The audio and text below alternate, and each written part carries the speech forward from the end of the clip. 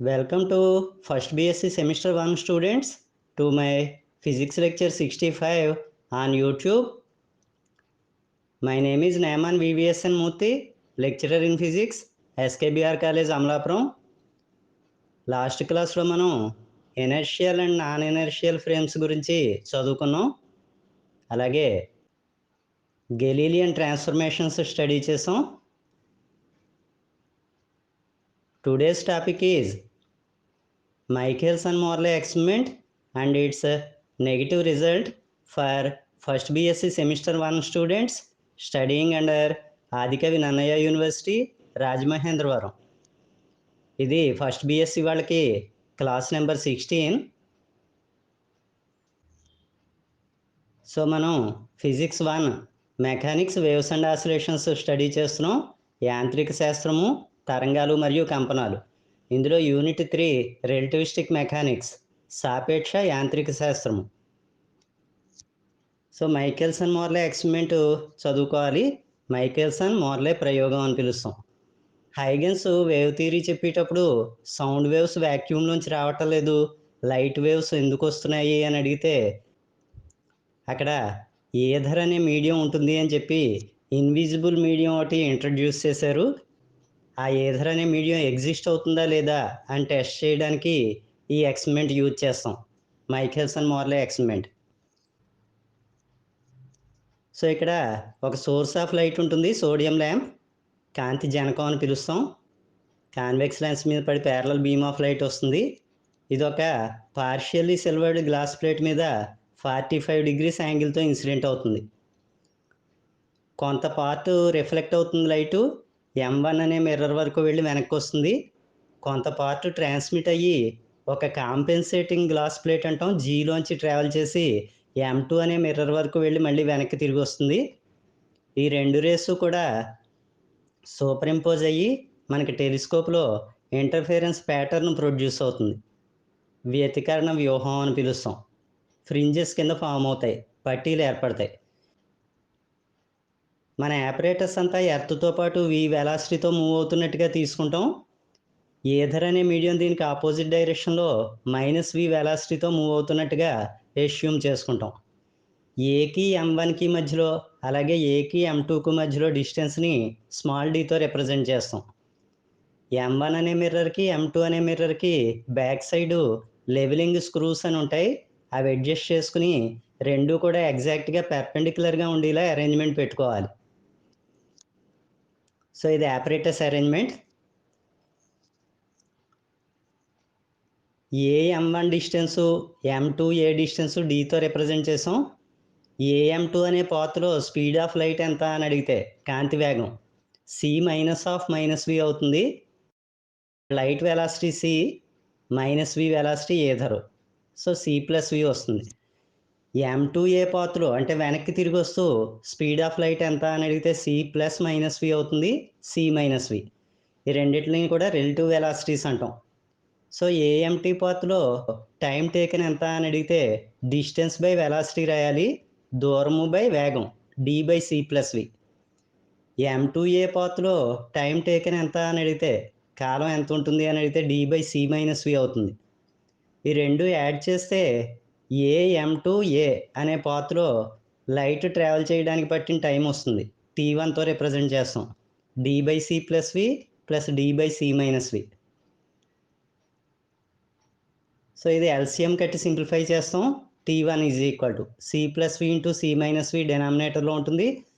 LCM కట్టి simplify చేస్తే 2dc/c² - v² వస్తుంది. డినామినేటర్లో c² కామన్ తీసాం, ఒక c క్యాన్సిల్ అయింది.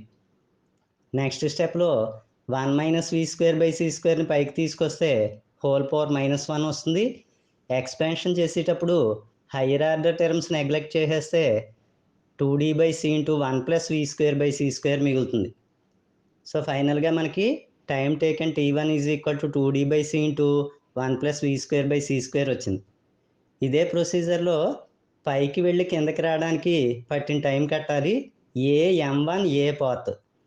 సో ఇక్కడ డయాగ్రామ్ అబ్జర్వ్ చేస్తే మీరు లైటు ఏ నుంచి కొద్దిగా యాంగిల్ చేస్తూ C వెలాసిటీతో యాటవాల్గా బయలుదేరితే ఏదర్ దాన్ని పక్కకి గెంటుకుంటూ లెఫ్ట్ సైడ్కి గెంటుకుంటూ M1ని రీచ్ అయ్యేలా చేస్తుంది. అంచేత C అనేది లైట్ వెలాసిటీ కొంత యాంగిల్తో అలా ఉంటుంది. ఇప్పుడు రైట్ యాంగిల్ ట్రయాంగిల్ నుంచి AM1 పాత్లో రిజల్టెంట్ వెలాసిటీ ఎంత అంటే square root of hypotenuse square minus side square C² minus V² అవుతుంది. సో AM1 పాత్లో కానీ తిరిగి వచ్చేటప్పుడు కూడా అదే velocity √C² minus V². So ఇప్పుడు టైం టేకన్ ఎంత అని అడిగితే పైకి వెళ్ళేటప్పుడు కిందకు వచ్చేటప్పుడు కూడా అదే టైం అవుతుంది. Distance by velocity D by √C² minus V². పైకి వెళ్ళేటప్పుడు ఇంతే టైము, కిందకి వచ్చేటప్పుడు ఇంతే టైం. ఈ రెండు యాడ్ చేసుకుంటే టోటల్ టైం వస్తుంది. T2తో రిప్రజెంట్ చేస్తాం. AM1A పాత్లో T2 is equal to so 2 times వచ్చింది ఈ టర్మ్ 2D బై ఇక్కడ కూడా C² కామన్ తీసి రూట్లోంచి బయటికి తెచ్చాం, C వచ్చింది. నెక్స్ట్ స్టెప్లో రూట్ని పైకి తీసుకొస్తే హోల్ పవర్ -12 అవుతుంది. ఎక్స్పాన్షన్ చేస్తే 2D by C into 1 plus V² by 2C² అవుతుంది. హైయర్ ఆర్డర్ టర్మ్స్ నెగ్లెక్ట్ చేస్తాం. -12 ఇంటూ -V² బై C² రాయాలి సెకండ్ టర్మ్. సో ఫైనల్గా T2కి ఎక్స్ప్రెషన్ వచ్చింది. ఇప్పుడు ఈ T1కి T2కి డిఫరెన్స్ రాస్తే దాన్ని టైం డిఫరెన్స్ అంటాం. రెండు రేస్కి మధ్యలో డిఫరెన్స్ ఇన్ టైం, కాలాల మధ్య భేదం అంటాం. ∆T is equal to T1 minus T2. రెండు సబ్ట్రాక్ట్ చేసినట్టు చూపించాం. ఇందులో 2D బై C క్యాన్సిల్ అవుతుంది. సింప్లిఫై చేసుకుంటే మనకి dV² బై C³ వస్తుంది. ఇప్పుడు ఏం చేశారంటే యాపరేటస్ని 90 డిగ్రీస్ రొటేట్ చేశారు. ఇలా చేయడం మూలాన్ని ఏమిటవుతుందంటే ఇందాక హారిజాంటల్ పాత్ వెర్టికల్ పాత్ అవుతుంది, ఇందాక వెర్టికల్ పాత్ హారిజాంటల్ పాత్ అవుతుంది. సో పరికరాన్ని అంతటిని 90 డిగ్రీలు తిప్పేశారు. అప్పుడు టైంలు రివర్స్ అవుతాయి. T1 టైంలో T2 వస్తుంది, T2 బదులుగా T1 వస్తుంది. So ∆T' is equal to ఇందాక T1 మైనస్ T2 వచ్చింది, ఇప్పుడు T2 మైనస్ T1 అవుతుంది. ఇప్పుడు ఈ రెండిట్లకి డిఫరెన్స్ రాస్తాం. ∆Tకి ∆T' difference T1 minus T2 minus of T2 minus T1. 2 times T1 minus T2, 2 times ∆T, 2dV² by C³ అవుతుంది. So ఇప్పుడు observe చేసింది ఏంటంటే 90 డిగ్రీస్ తిప్పేసరికి ఇంటర్ఫిరెన్స్ ప్యాటర్ను షిఫ్ట్ అవ్వాలి అని అబ్జర్వ్ చేశారు. ఫ్రింజ్ షిఫ్ట్ అంటాం దాన్ని, పట్టీ విస్థాపనం. ఫార్ములా ఏమిటి అని అడిగితే fringe shift ∆N is equal to ∆T minus ∆T' by T. ఇక్కడ T అంటే టైం పీరియడ్, ఆవర్తన కాలం. ఇది ఈ ఫార్ములా నుంచి వస్తుంది. C is equal to nu lambda తెలుసు మనకి, implies nu is equal to C by lambda. 1/న్యూ రాస్తే దాన్ని టైం పీరియడ్ అంటాం. T ఈజ్ ఈక్వల్ టు 1/న్యూ is equal to lambda by C. So ఈ T సబ్స్టిట్యూట్ చేస్తాం, అందులో ∆N వస్తుంది.